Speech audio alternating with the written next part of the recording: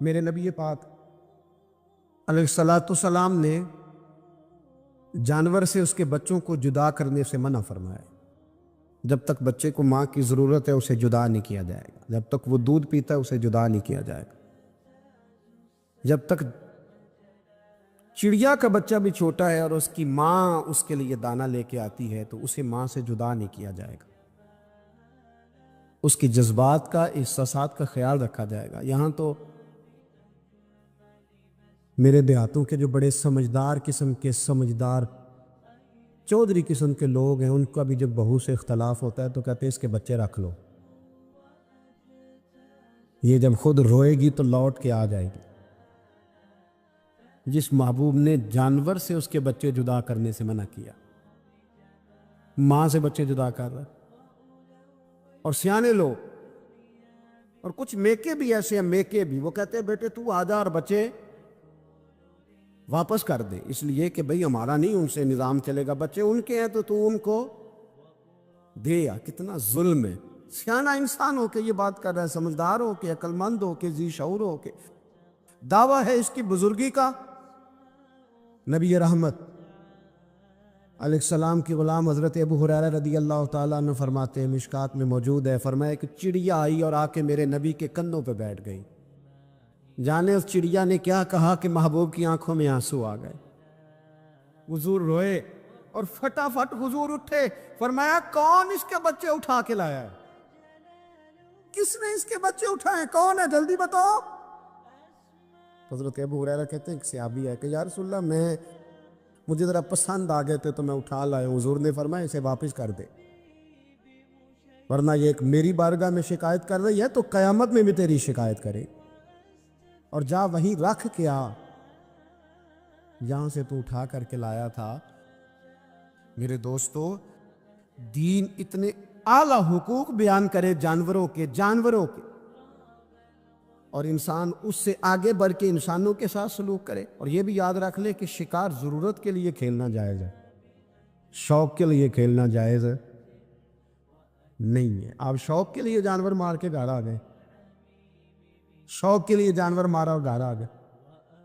معاذ اللہ تعالیٰ ایسے بھی شہزادے ہیں سیاستدانوں کے، سیٹھوں کے، نوابوں کے، جو کہتے ہیں کہ ابھی وہ کوئی کھانے کے لیے تھوڑی شکار کر رہا ہے، وہ تو نشانہ پکا کر رہا ہے اپنا۔ معاذ اللہ، نشانہ سمجھ کے جانور کو مارا جائے گا۔ اور یہاں تک باتیں سننے میں ملتی ہیں کہ جانور باندھا جاتا ہے، اس پہ نشانہ کیا جاتا ہے۔ رسول پاک علیہ السلام نے لعنت فرمائی ایسے شخص پر جو بندھے جانور پر نشانہ لگاتا ہے۔ یہ ہمارے شوق ہیں، یہ بڑائی کی علامت ہے۔ 4 پیسے آیا تو لوگوں نے یہ شوق پال لیے، اور بے دریغ جانوروں پر لوگ بندوقیں اٹھائے گھومتے ہیں۔ حضرت محی الدین ابن عربی کہا کرتے تھے جس کو پورا ہفتہ ہو گیا نا، وہ طریقت کا مسافر بھی۔ جاگ رہے ہیں آپ حضرات؟ کہتے تھے جس کو پورا ہفتہ ہو گیا نا، طریقت کا مسافر بھی ہے، پر اللہ رسول کی یاد میں رویا نہیں۔ فرماتے تھے مجھے تو اس کے ایمان پر شک ہونے لگ گئے کہ 8 دن ہو گئے، اسے خیال ہی نہیں آیا۔ حضرت عمر میدان میں جس شخص کے کبھی پاؤں نہیں لڑکھڑائے، اللہ رسول کی بات آتی تھی تو دریا بہتے تھے آنسو۔ یہاں حال ہی کوئی نہیں، خشک جملے اور جناب موٹے موٹے تراشے ہوئے فکرے اور لفظوں کی ہیرا پھیری، اس کے علاوہ کوئی چیز نظر ہی نہیں آتی۔ حضرت عمر رونے لگے، آخری وقت ہے، تڑپ رہے ہیں، آنسو بہہ رہے۔ حضرت عبداللہ ابن مسعود آ گئے، انہوں نے کہا عمر تیری ہجرت بھی بڑی باکمال تھی، تیرا اسلام قبول کرنا بھی بڑا ہی باکمال تھا، حضور بھی تجھ سے ہمیشہ راضی رہے۔ عمر تو روتا کیوں ہے یار؟ بات تو یہ ہے کہ جب تو نے خلافت سنبھالی تو پھر تیرے طریقے بھی باکمال ہی تھے، اور جب تو میدان میں اترتا تو پھر بھی تیرے معاملات باکمال تھے، اور جب تو مال غنیمت بانٹتا تھا پھر بھی تو باکمال۔ یار ہر موقع پہ تو باکمال تھا تو جاتے تو پھر روتا کیوں ہے؟ ان کا استغفار دیکھو، ان کی توبہ دیکھو۔ حضرت عمر پھر رو پڑے، کہنے لگے عبداللہ لوگوں کو میری نیکیوں کا پتہ ہے، گناہوں کا تو نہیں نا پتہ۔ وہ تو میں جانتا ہوں یا میرا مالک جانتا ہے نا، نیکیاں تو سب کے سامنے، پر من آنم کے من دانم، جو اندر چھپے ہوئے گناہوں کے ڈھیر ہے وہ تو میں جانتا ہوں۔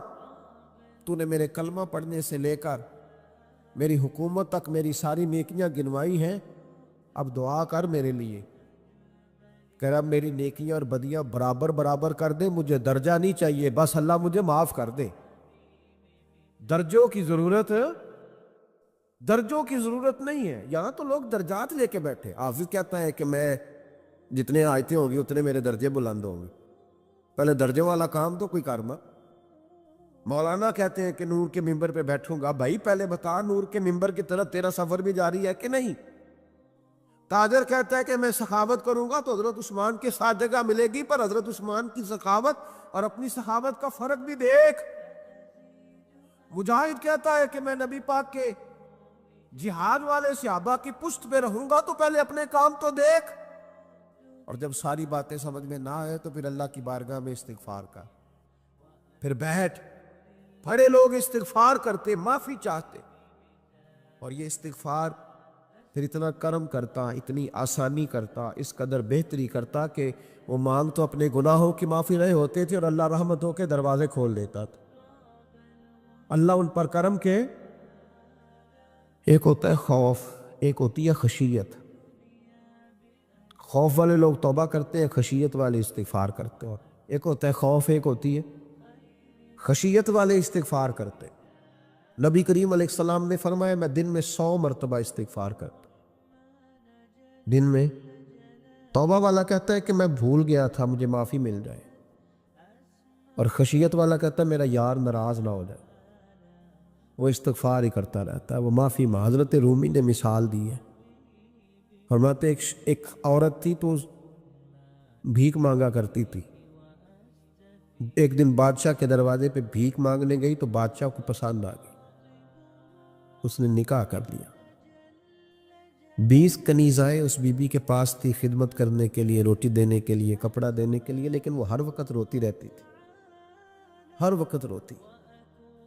ایک سمجھدار کنیز کہنے لگی کہ ملکہ اب تیرا درجہ بہت بڑا ہے، تو ہر وقت روتی رہتی ہے، معافی ہی مانگتی رہتی ہے ہر وقت، کون سی ایسی نعمت ہے جو تیرے پاس نہیں؟ تو وہ کہنے لگی اس لیے تو روتی ہوں۔ تو کیا مانا؟ کہنے لگی اس لیے روتی ہوں کہ میں اس قابل نہیں تھی جو مجھے مل گیا، کہیں میرے سر کا سائیں ناراض نہ ہو جائے، وہ کہیں بگڑ نہ جائے۔ مجھے پتا ہے کہ میں کیا تھی اور مجھے کہاں تک پہنچا دیا، میں روتی اس لیے ہوں کہ کبھی کہیں وہ ناراض۔ حضرت عمر اس لیے روتے تھے کہ کہیں مصطفیٰ ناراض نہ ہو جائے۔ حضرت ابو بکر اس لیے تڑپتے تھے کہ کہیں اللہ کا فضل روٹھ نہ جائے۔ یہ جو مولا علی اپنے کمرے میں بیٹھ کے زور زور سے استغفار پڑھتے، تو اس لیے نہیں کہ بڑے پاپ تھے جن کی معاذ اللہ معافی مانگتے تھے، اس لیے کہ رب رسول کہیں ناراض نہ ہو۔ خشیت تھی کہ جہاں ہم پہنچے ہوئے کہیں وہاں سے واپس۔ استغفار بندے کی اللہ سے صلح کرا دیتا ہے، بندے کی رب سے صلح ہو جاتی ہے جب استغفار۔ دیکھیں نا، بڑی سادی سی بات ہے کہ دو بھائی ناراض ہو تو بڑا کہتا ہے اس نے میری بے ادبی بڑی کی، تو چھوٹا اگر پاس آ جائے اور پیر پکڑ لے کہ چل یار معاف کر دے، تیرا بھائی نہیں۔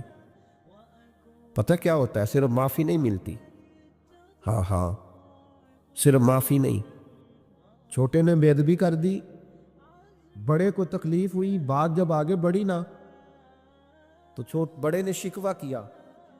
جب لوگوں نے چھوٹے کو سمجھایا تو چھوٹا جب معافی مانگتا، ادھر دیکھو میری طرف، جب چھوٹا معافی مانگتا ہے نا اٹھ کے جاتا ہے اور بڑے کے پیر پکڑتا تو نرا معاف نہیں کرتا، بڑا رو بھی پڑتا ہے، بڑا رو بھی پڑتا ہے، اور وہ کہتا ہے کہ وہ میں اور تم اماں کے پاس اکٹھے بیٹھتے، ایک باپ کی موٹر سائیکل پہ اکٹھے بیٹھتے، تو تیرا اور میرا رشتہ اتیار تو نے یہ کیوں؟ وہ جو آنسو نکلتے ہیں نا، وہ درد ہوتا ہے، وہ کیف ہوتا ہے، وہ سوز ہوتا ہے، وہ لذت ہوتی ہے، وہ پیار ہوتا ہے۔ رب کہتا ہے تو معافی مان، انہو کان غفارا، تو معافی مانگ، میں تجھے معاف بھی کروں گا، تیرے اوپر رحمت بھی فرماؤں گا، تیرے اوپر کرم نوازی بھی کروں گا، تجھے نواز دوں گا، تجھے عطا کروں گا۔ حضرت موسیٰ کلیم اللہ علیہ السلام کا زمانہ مبارکہ تھا، قحط پڑ گیا، بارش نہیں ہوتی۔ ہم لوگ نا اب تو خیر ہمارے پاکستان میں تو ٹیبل ٹاک ہوتی ہے، ٹاک شو ہوتے ہیں ہمارے یہاں، تو پتہ کیا جاتا ہے کہ بارش ہو کیوں نہیں رہی، پر اس پہ یہ ہوتا ہے کہ دھواں بڑا چڑھ گیا ہے، حالات بڑے خراب ہے، فلاں ایسے ہو گیا، قحط کا ہم تو اسباب تلاش کرتے رہتے ہیں نا جی، فوگ بہت زیادہ ہے، فلاں چیز ایسے ہے، فلاں چیز ایسے ہے، ہم تو یہ تلاش کرتے رہتے ہیں۔ وہ لوگ یوں نہیں کرتے تھے، وہ سیدھے جا کے مصلوں پہ بیٹھتے تھے، اس لیے کہ وہ کہتے تھے جب رب چاہتا ہے تو پھر کوئی چیز کسی چیز کو روک سکتی، وہ سیدھے مصلے پہ بیٹھتے۔ اعلیٰ حضرت فاضل بریلوی رحمۃ اللہ علیہ کے پاس ایک مولانا محمد حسین آئے، وہ فلکیات کے بڑے ماہر تھے، تو اعلیٰ حضرت نے فرمایا ذرا ستاروں کا حساب لگا کے دکھاؤ بارش کب ہوگی، کہنے لگا پورا مہینہ تو نہیں ہوگی۔ تو اعلیٰ حضرت رحمۃ اللہ علیہ فرمانے لگے کہو کہ میرا علم کہتا ہے مہینہ نہیں ہوگی، اللہ چاہے تو ابھی ہو سکتی ہے۔ کہنے لگا جی وہ تو ٹھیک ہے پر میرا علم، وہ جیسے روز لوگوں نے پیر نیٹ ٹو شہنشاہ صاحب نہیں کھولے ہوتے کہ بارش کب آئے گی، اور اس کی طرف نہ دیکھ، مصلے پہ بیٹھ، مہربانی کر مصلے پہ بیٹھ، اللہ کی بارگاہ میں حاضر ہو، اسے معافی مانگ، اسے منا تاکہ وہ رحمت کی بارش۔ کہنے لگا جی میرا علم کہتا ہے، تو اعلیٰ حضرت فرمانے لگے پھر وہی بات، تو کہ اللہ چاہے تو بارش ابھی، لیکن یہ جو اڑ گئے ہیں نا بیچارے، یہ اڑ ہی گئے ہیں، یہ جہاں الجھ گئے ہیں وہاں یہ لوگ الجھ گئے، اللہ ہمیں الجھنے سے محفوظ فرمائے۔ اعلیٰ حضرت اٹھے تو فرمایا ٹائم کیا ہوا ہے گھڑی پہ، کہنے لگا جی 12، تو اعلیٰ حضرت نے گھڑی گھمائی، اب کیا بج گیا، کہنے لگا 4 بج گئے، فرمانے لگے بج گئے نا 4، کہنے لگا جی آپ نے گھڑی گھما جو دی ہے، فرمانے لگے اللہ بھی جب چاہے تو ستارے گھما دیتا ہے، اللہ بھی ستارے گھما دیتا ہے بارش۔ کہنے لگا جی وہ تو ٹھیک ہے پر مہینہ نہیں ہو سکتی، اڑا ہوا بندہ اس کا کوئی علاج ہے، جو اڑ جو جائے اس کے لیے قرآن کہتا ہے وَإِذَا خَاطَبَهُمُ الْجَاهِلُونَ قَالُوا سَلَامًا، اسے سلوٹ کرو دور سے، اسے کو تو جان اور تیرا۔ کہنے لگا جی ہو نہیں سکتی پورا مہینہ، فرمانے لگے یار تو جا اپنا کام کر۔ وہ شخص کہتا ہے میں نے دروازہ کھولا اعلیٰ حضرت کا، کمرے سے باہر نکلا تو تیز بارش ہو رہی، واپس آیا تو میں نے کہا احمد رضا یہ عقیدہ کہاں سے لیا ہے، فرمایا دروازہ مصطفیٰ سے لیا ہے صلی اللہ علیہ وسلم۔ تو یاد رکھیں کہ اللہ کو منانا چاہیے، استغفار کرنا چاہیے، اس کی برکات۔ حضرت موسیٰ ساری قوم کو لے کے نکل گئے، آؤ بھائی میدان میں اللہ کی بارگاہ میں استغفار کریں اور بارش کا سوال کریں، بارش مانگے۔ جب باہر نکلے دیر تک دعائیں ہوتی رہیں، تو حضرت موسیٰ علیہ السلام کو رب کریم نے وہی فرمائی کہ موسیٰ آپ کی قوم میں نے ایک شخص ہے جس کو 40 سال ہو گئے نافرمانی کرتے، اس نے رب سے صلح نہیں کی۔ کتنے لوگ ہیں؟ ایک، اور 40 سال سے وہ نافرمان ہے، اس کو مجمع سے نکال دو بارش ہو جائے گی۔ اگر ایک گناہگار کی وجہ سے بارش رک جاتی ہے، اور جہاں دروازے کھلے ہوئے ہوں، جہاں تنہائیاں خوفناک ہو، اور جہاں تباہی اتری ہوئی ہو، اور جہاں لوگ کروڑوں روپیہ مال ہڑپ کر گئے ہوں، اور جہاں علماء کو ہتھ کڑیاں لگا کے ٹھنڈی زمینوں پہ لٹا دیا جائے، اور قوم کہہ رہی ہو اچھا ہوا اچھا ہوا، اور لوگ پھبتیاں اڑا رہے ہوں، مذاق کر رہے ہوں، تو پھر اس قوم پہ کس طرح کر کے فضل الہی۔ اور یہ مولوی کا معاملہ نہیں، یہ تو ممبر رسول کا معاملہ ہے۔ میرے مصطفیٰ نے یہ نہیں کہا پیر میرا وارث ہے، حضور نے فرمایا عالم میرے دین کے وارث ہے۔ ہاں حضور نے فرمایا جس نے عالم کے چہرے کا دیدار کیا سمجھے میں نے اپنے نبی کی زیارت کی ہے۔ لیکن یہاں تو خیر یہ عنوان نہیں، ورنہ میں اس پر جاتا۔ ہائے، تو کہا ایک بندہ ہے 40 سال سے اللہ کی نافرمانی کر رہا ہے، وہ اگر نکل جائے تو بارش ہو جائے گی۔ حضرت موسیٰ نے اعلان کر دیا بھی ایک شخص ہے، وہ اگر نکل جائے تو بارش ہو جائے گی۔ پتہ تو ہوتا ہے نا سب کو، مجھے بھی پتہ ہے کہ میں اندر سے کیسا ہوں، اور آپ کو بھی خبر تو ہوتی ہے نا جی۔ جب بات ہو رہی ہوتی ہے تو پھر پتہ تو چلتا ہے نا کہ بات کہاں جا کے سیٹ ہو رہی ہے، پتہ چلتا ہے نا، اسے بھی چل گیا پتہ اب اندر ہی اندر رونے لگا. اور دیکھو امام رازی اور امام غزالی دونوں نے لکھا ہے کہ اس درد سے رویا، اس درد سے کہ ادھر والے کو بھی پتہ نہ چل جائے، مجمع کے اندر کھڑا ہے اور ادھر والے کو بھی استغفار، دیکھو ادھر والے کو پتہ نہ چل جائے اور ادھر والے کو بھی کہیں ہجوم میں غم میں بھی توہین ضبط غم نہ ہوئی. ہم اس احتیاط سے روئے کہ آنکھ نم نہ ہوئی، ہجوم میں غم میں بھی توہین ضبط غم نہ ہوئی. ہم اس احتیاط سے روئے کہ آنکھ نم نہ ہوئی، روئے بھی پر کسی کو آنسو نہیں دیکھنے دیے. اب اس درد سے کہتا ہے اللہ تو معاف کرنے والا ہے نا، تو معاف کرتا ہے، پردہ پوشی کرتا ہے. اور مالک اگر لوگوں کو پتہ چل گیا تو میرے تو بچوں کا بھی جینا حرام کر دے. یا اللہ میری تو آنے والی نسل بھی تڑپ کے وقت گزارے گی. مالک تو معاف کر دیا کرتا ہے، لوگ نہیں معاف کرتے.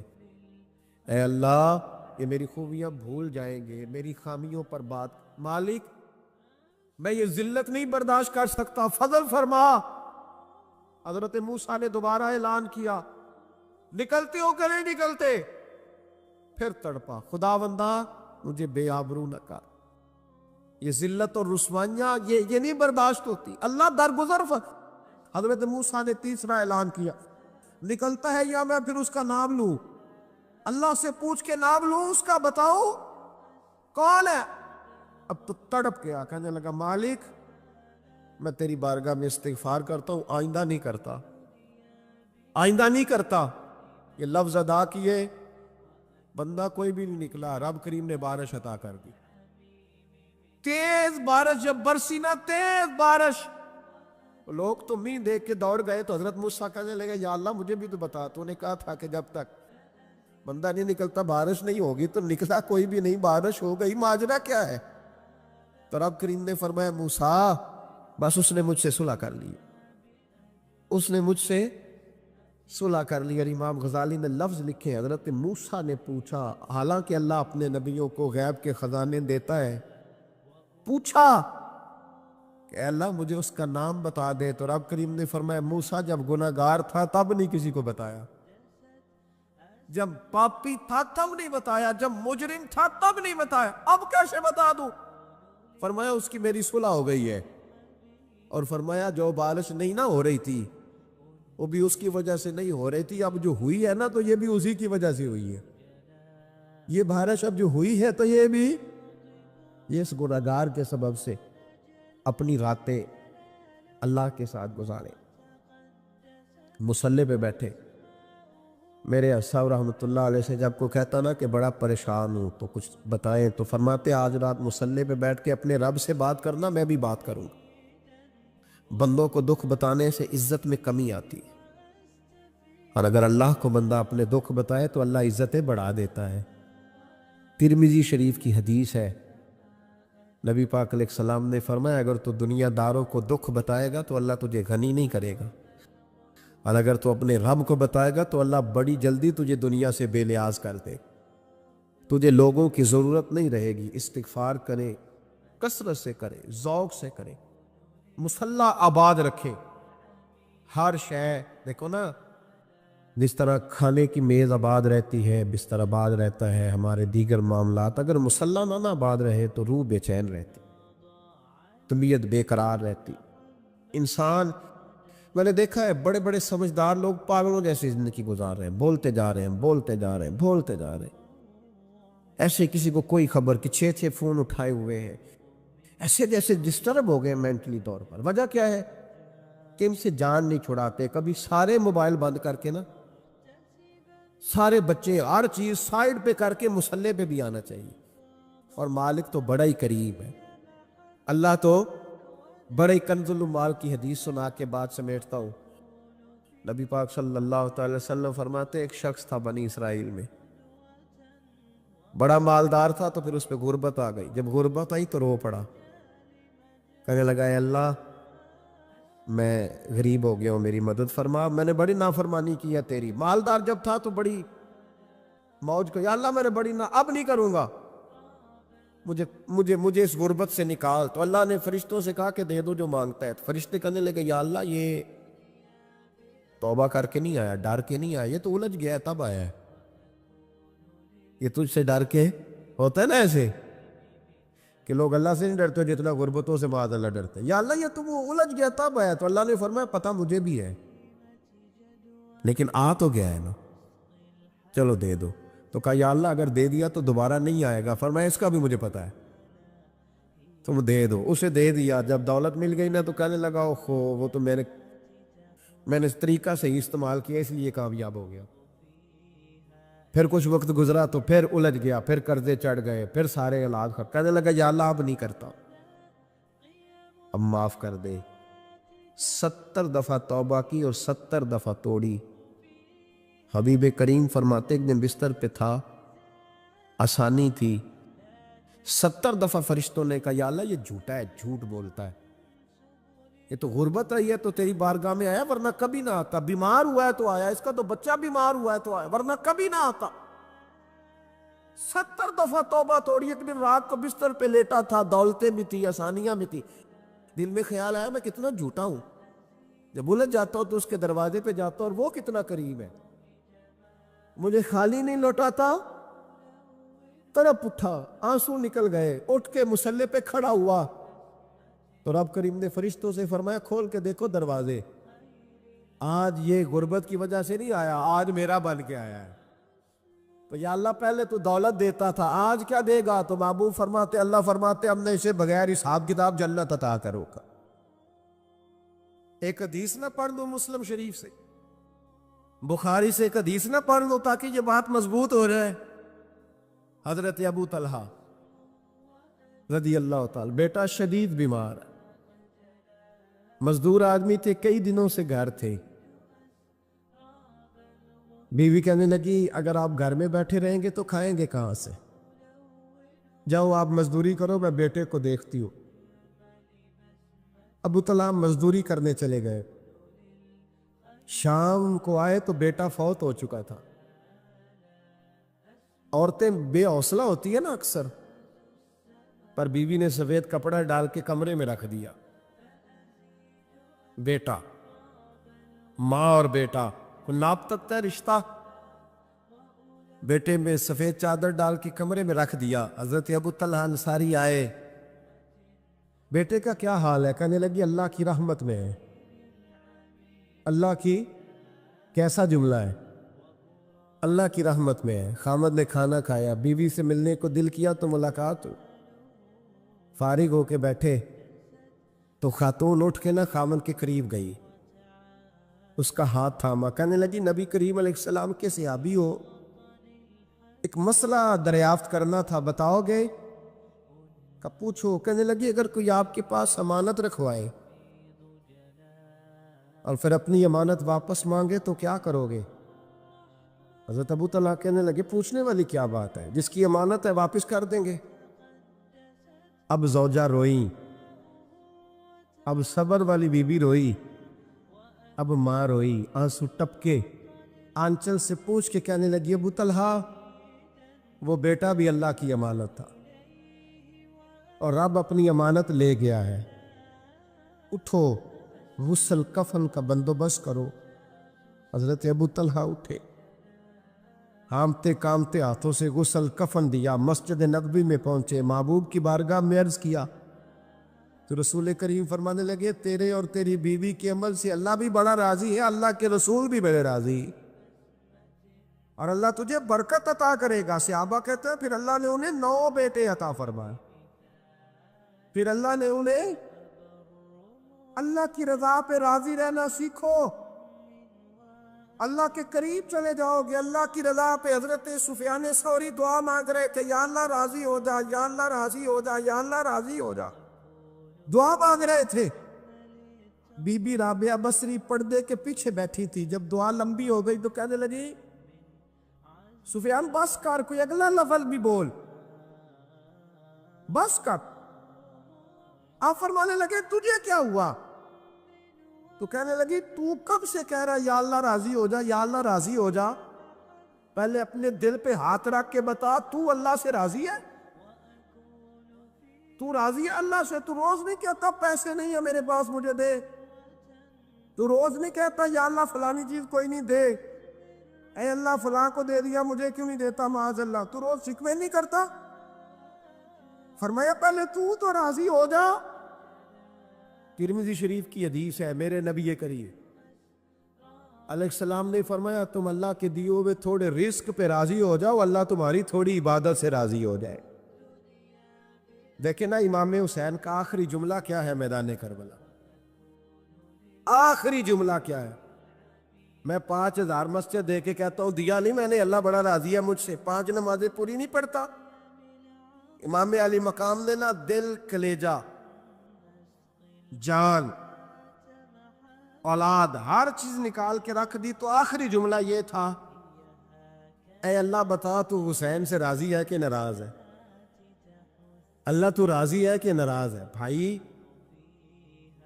پہلی بات رحمت الہی، دوسرا اللہ کی رضا پہ، یعنی عجیب بات ہے نا، جب اللہ کروڑوں دے تو دنیا چھپاتی ہے، اور جب تھوڑا کاروبار ٹھنڈا ہو جائے تو ساری دنیا کو دنیا بتاتی ہے۔ تو جب میں تو کہہ رہا ہوں کہ میں بندہ ڈھونڈ رہا ہوں جو مجھے ملے، آ کے کہے کہ شکر کا طریقہ بتاؤ، تو مل ہی نہیں رہا۔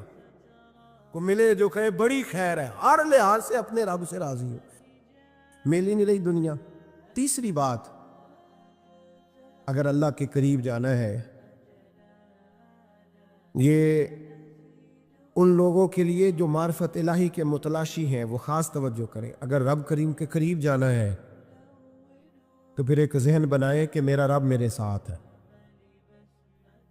میرا رب میرے، نحن اقرب الیہ من حبل الورید، اور درویش کہتے ہیں جے میں تینوں اندر جانا تو پھر مقید جانا، جے میں تینوں باہر جانا تے اندر کون سمانا، اندر بھی تو ہے تے باہر بھی تو، وچ بلا کون نمانا۔ پھر تصور کریں کہ اللہ میرے ساتھ ہے۔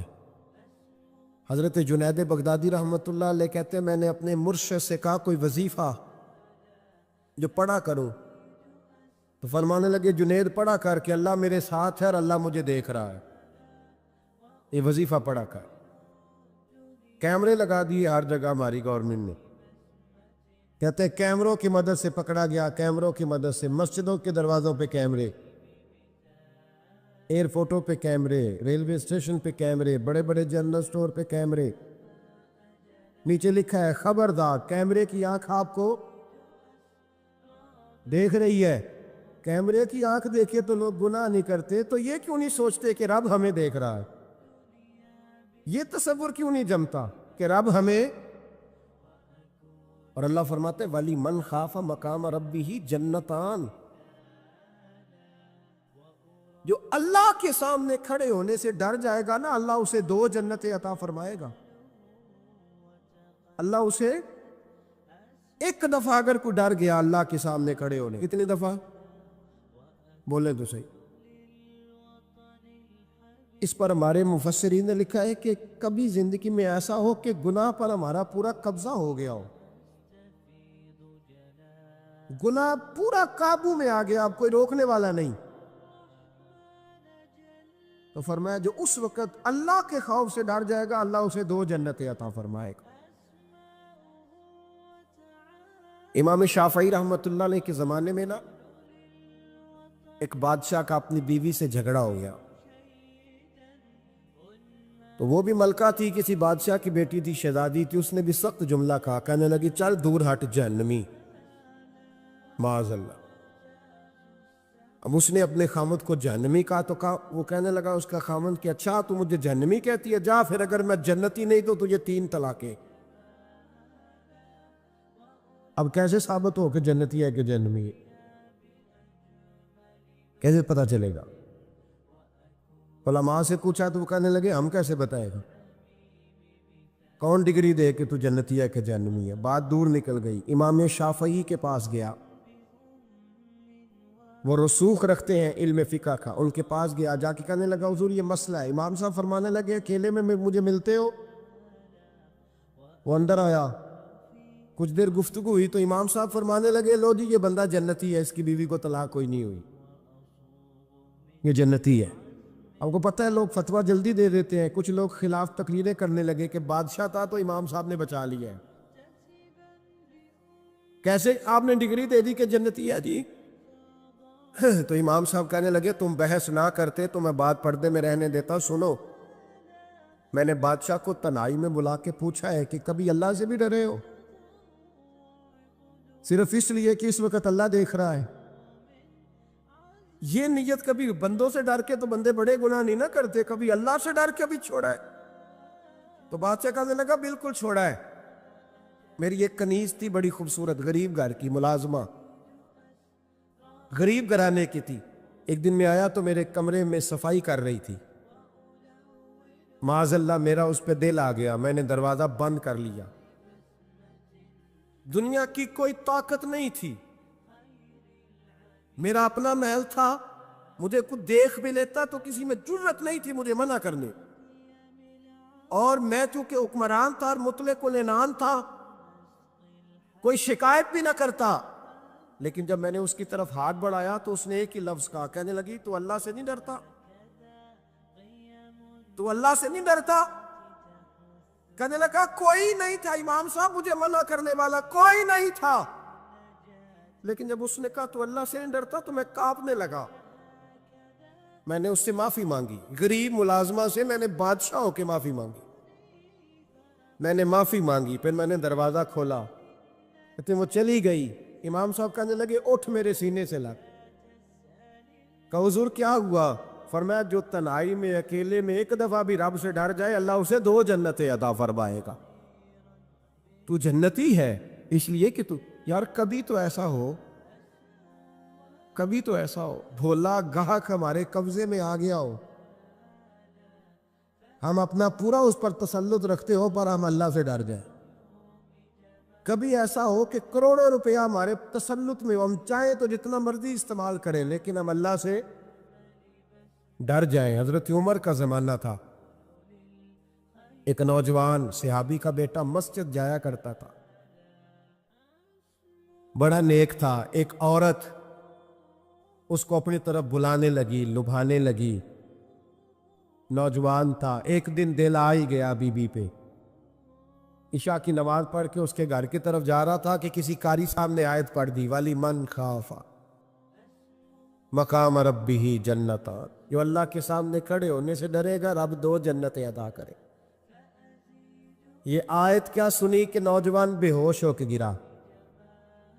کسی نے باپ کو خبر دی کہ تیرا بیٹا بے ہوش ہے، باپ گھر لائے، بالوں میں ہاتھ پھیرا، بیٹے کیا ہوا؟ اس نے آنکھیں کھول کے کہا ابا جی میں نے گناہ کیا نہیں،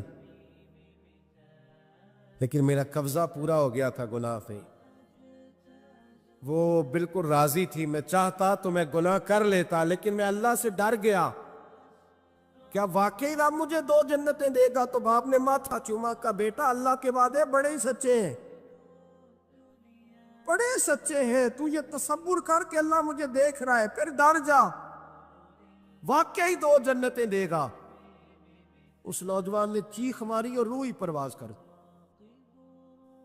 رات کو جنازہ پڑا، دفن کر دیا، صبح حضرت عمر آئے، فرمایا اتنا نیک نوجوان تھا تو مجھے کیوں نہیں بتایا؟ میں اس کے غسل میں شریک ہوتا، کفن میں شریک ہوتا، میں جنازہ پڑھاتا، حضور بس رات دیر ہو گئی دفن کر دیا۔ امام سیوطی نے لکھا، ابن کثیر نے لکھا، ابن عساکر نے لکھا، حضرت جناب عمر فاروق فرمانے لگے مجھے بتاؤ تو صحیح اس کی قبر کہاں ہے؟ نیک ہو کوئی بندہ تو قبر پہ جانا چاہیے، فرمایا بتاؤ قبر کہاں ہے؟ حضرت عمر کو قبر پہ لے گئے تو سیدنا فاروق اعظم قبر پر کھڑے ہو کے فرمانے لگے نوجوان مجھے امید ہے اللہ نے تجھے 2 جنتیں دی ہوگی۔ حضرت عمر کہتے ہیں مجھے اللہ کی قسم قبر کے اندر سے بول پڑا، کامے پیرونا دے باہو قبر جنا دی جیوے، قبر کے اندر سے بول پڑا، کہنے لگا عمر امید والی بات نہیں، میرے رب کے وعدے بڑے سچے ہیں، اس نے واقعی مجھے 2 جنتیں عطا فرمائی، اس نے واقعی 2 جنتیں دی ہیں۔ کبھی کوئی کام تو ایسا ہو جو صرف اللہ سے ڈر کے چھوڑا جائے، پھر اس کا قرب پانا آسان ہو جائے گا۔ اللہ سمجھنے کی توفیق عطا فرمائے۔